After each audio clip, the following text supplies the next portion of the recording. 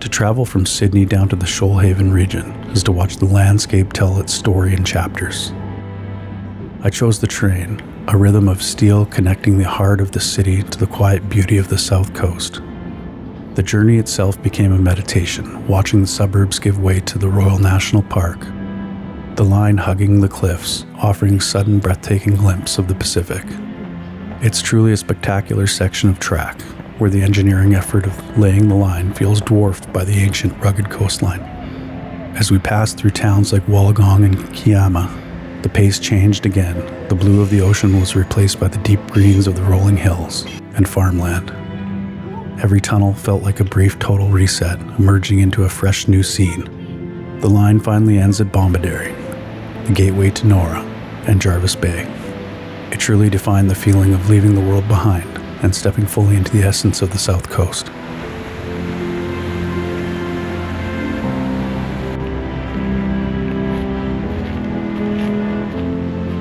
So this beach is quite amazing. The water's very blue, and the guy just caught a fish off the rocks back there, an Australian salmon. So it's very nice here. The weather's amazing. People fish straight off the rocks here. It's pretty crazy.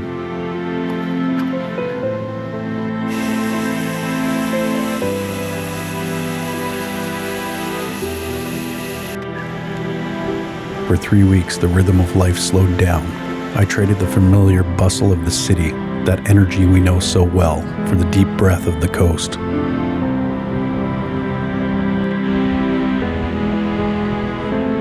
The journey itself became the destination, watching the highways unfurl and the urban landscapes melt away into something wilder. Felt like a shedding of layers. Each mile was an invitation to appreciate the scale and the age of this place. The forests of New South Wales are unlike any other. They hold a quiet and ancient energy. The eucalyptus leaves, that distinctive scent, hang heavy in the air. When you pause the car and step out, the silence isn't empty. It's full of life. You can't see, only sense.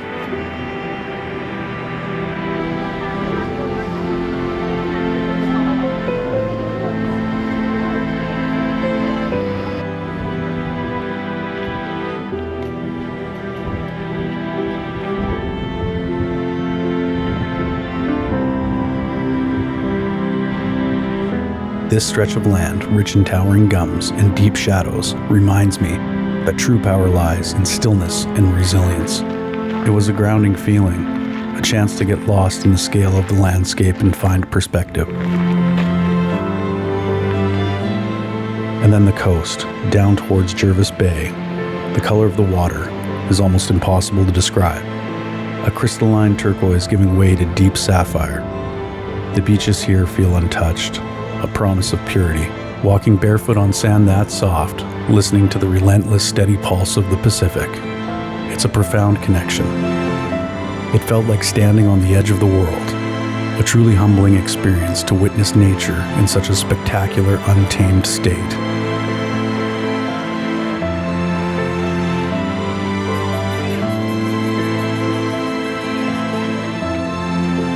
The sense of scale out here, the vastness of the bush and the coastline is humbling. But the deepest connection often comes when you look a little closer. And that brought us inland to the banks of the Shoalhaven River, to the zoo in Nowra. It felt like a natural extension of the landscape, not an interruption. The animals here, both native and exotic, are set against the same dramatic bush and rock formations we'd been admiring from the car.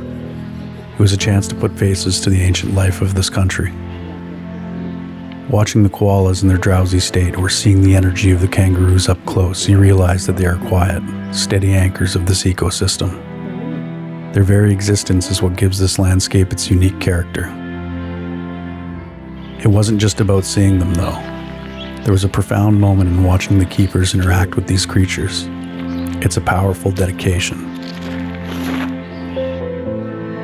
This place is a constant, tangible reminder of the stewardship required to protect this world. That deep appreciation we sought in the wild found a very personal and intimate focus here.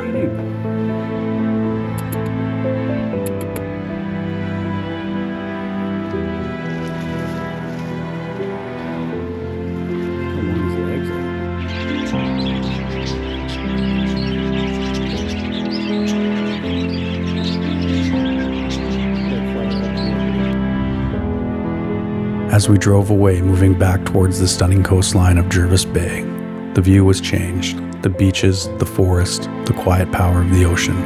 It felt tied together with a greater purpose. We weren't just tourists anymore, we were witnesses. The memories of a trip, of the untamed nature and the dedicated care for its inhabitants, will stay with me. Red-bellied black snake.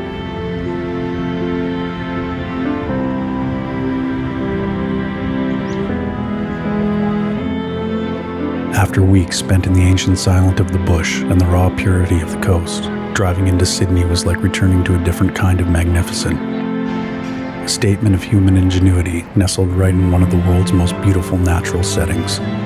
The Sydney Harbour itself is the frame for two of the most recognizable structures on Earth.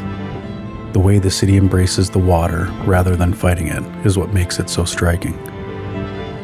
Seeing the Opera House up close, the sails gleaming in the sun, it's impossible not to feel a sense of awe. It's a building that is somehow both massive and graceful, a piece of art that reflects the light and the movement of the water all around it, a testament to ambition.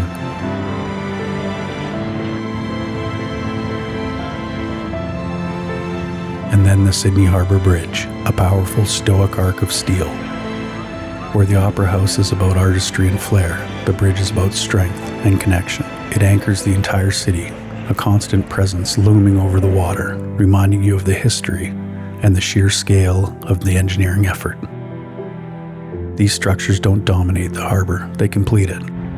They tell the story of a place where the wild beauty of nature meets with the creative drive of its people. It's a final, powerful image of New South Wales, a reflection of both where it came from and where it's going. Oh, it's low. Whoa. But it's like stepping in a big puddle. Yeah. That is more like. Hi.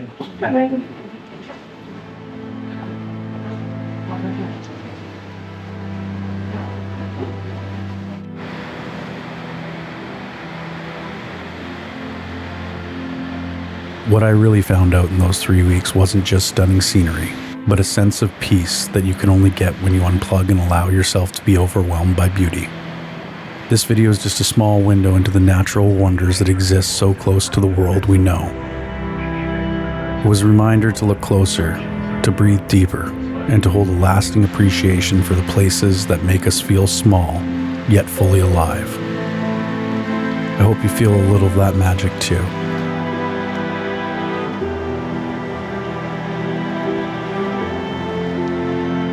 I don't know what to say about Australia. It's an amazing country. I haven't really felt this way about a country outside of Canada. There's so many amazing things here, amazing biodiversity, amazing little towns along the coast. And I've only experienced New South Wales, so it's very reminiscent of the Mediterranean in a lot of ways.